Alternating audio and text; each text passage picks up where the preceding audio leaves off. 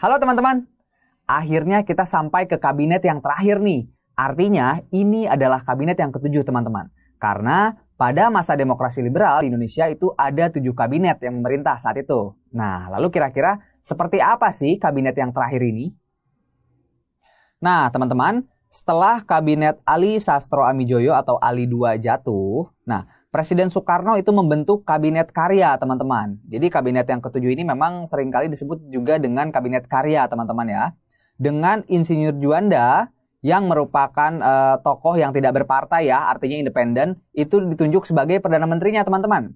Dengan 3 wakil Perdana Menteri, itu masing-masing dari PNI, NU, dan juga Parkindo. Nah, kabinet ini bertugas sejak tanggal 9 April 1957 sampai dengan tanggal 5 Juli 1959. Nah, jadi memang kabinet ini bisa disebut dengan kabinet karya atau juga bisa dikenal dengan kabinet Juanda. Sama saja teman-teman ya. Nah, dan dalam kabinet ini memang Masyumi tidak dilibatkan teman-teman. Jadi kabinet ini tanpa Masyumi ya. Dan kabinet ini juga merupakan zakon kabinet teman-teman. Artinya apa?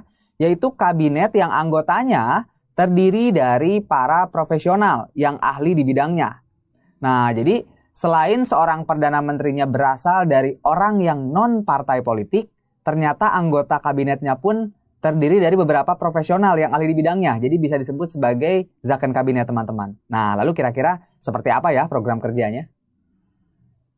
Nah, teman-teman, kabinet Juanda ini memiliki 5 program kerja yang utama atau biasa dikenal juga sebagai pancakarya. Nah, apa aja ya program kerjanya? Yang pertama yaitu membentuk Dewan Nasional.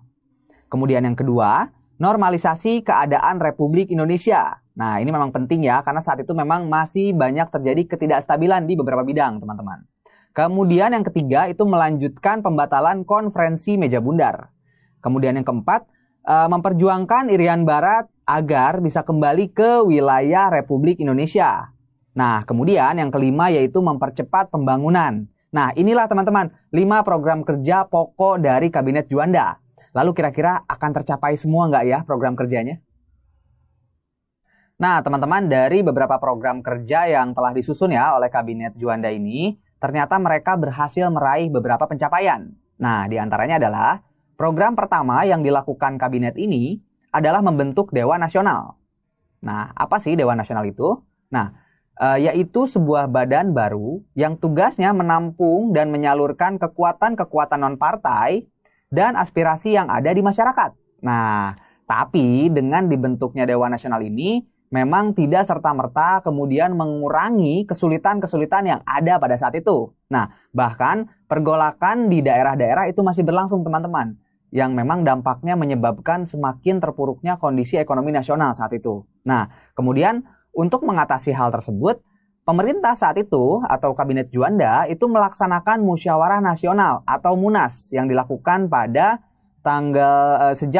dimulai dari tanggal 10 sampai tanggal 14 September tahun 1957. Nah, apa sih yang dibahas dalam MUNAS ini? Jadi, MUNAS membahas mengenai masalah pembangunan nasional dan daerah. Kemudian, pembangunan angkatan perang serta pembagian wilayah Republik Indonesia. Nah, jadi memang tujuan dari MUNAS ini adalah menjawab permasalahan-permasalahan yang ada saat itu, terutama pergolakan yang terjadi di daerah-daerah. Seperti itu, teman-teman. Nah, teman-teman, untuk menindaklanjuti hasil MUNAS, serta upaya untuk menggiatkan pembangunan ya, maka dilaksanakanlah Musyawarah Nasional Pembangunan atau MUNAP nih, pada tahun 1957.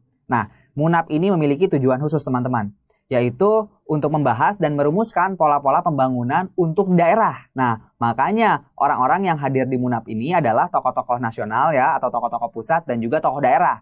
Serta ada juga pimpinan-pimpinan militer yang berasal dari seluruh teritorium. Wah, hebat juga ya teman-teman ya. Nah, kemudian ada pencapaian yang lain nih, yaitu Kabinet Juanda itu berhasil membuat kebijakan penting, yaitu Deklarasi Juanda. Nah, mungkin sebagian dari kalian sudah ada yang pernah dengar atau mungkin sebagiannya lagi belum ya. Jadi, Deklarasi Juanda ini adalah perumusan mengenai peraturan batas perairan nasional Indonesia, teman-teman, yang meliputi laut pedalaman dan laut teritorial. Nah, jadi sebelum dicetuskan deklarasi ini, perairan Indonesia itu hanya sebatas perairan sekitar pulau-pulau saja. Nah, namun setelah deklarasi ini, jadi seluruh pulau-pulau yang ada di Indonesia itu disatukan, baru kemudian dilakukan penarikan garis dari garis pantai, teman-teman. Nah, jadi hal tersebutlah melambangkan juga bahwa Indonesia ini dipersatukan oleh laut, teman-teman, yang di dalamnya terisi pulau-pulau kecil ya. Itulah Kepulauan Indonesia. Nah,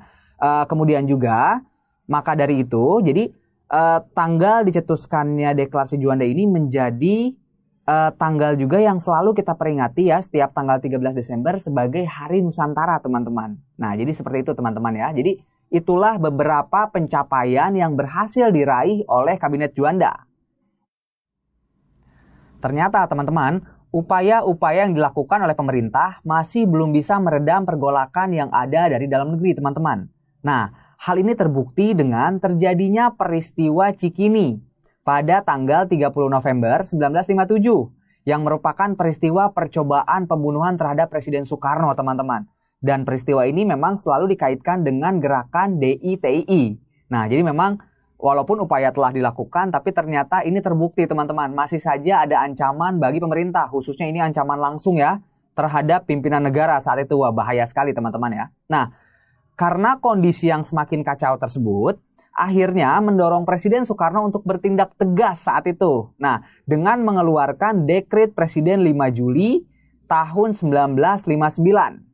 Nah, isi dekret tersebut adalah pembubaran konstituante hasil pemilu 55 dan penggantian konstitusi dari Undang-Undang Dasar sementara, yaitu tahun 1950 ya, untuk kembali ke Undang-Undang Dasar semula yang dikeluarkan tahun 1945. Nah, ini teman-teman, isi dari Dekret Presiden 5 Juli. Nah, kenapa Soekarno mengeluarkan dekret ini? Saat itu Soekarno menilai bahwa parlemen dan kabinet sepanjang masa demokrasi liberal itu tidak mampu, tidak berhasil untuk membuat konstitusi baru dan untuk menjalankan pemerintahan secara stabil, teman-teman. Oleh karena itulah Soekarno mengambil langkah tegas saat itu. Nah, jadi memang dengan keluarnya Dekret Presiden 5 Juli tahun 59 ini menandakan Indonesia memasuki masa baru, yaitu masa demokrasi terpimpin, dan berakhirlah, teman-teman, masa demokrasi liberal di Indonesia. Oke, nah kemudian kira-kira kalau menurut kalian kenapa sih kabinet-kabinet sepanjang masa demokrasi liberal ini